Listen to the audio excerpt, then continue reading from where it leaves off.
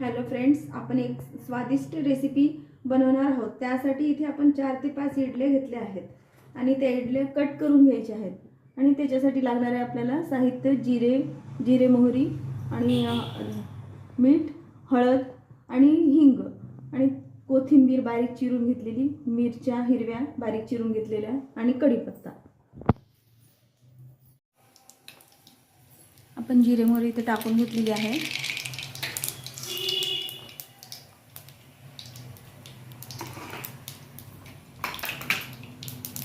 हिरव्या मिरच्या, कढीपत्ता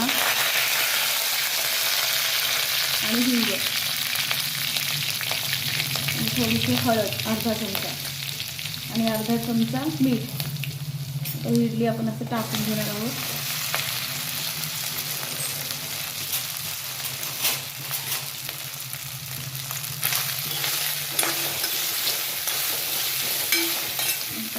कोथिंबीर टाकायची।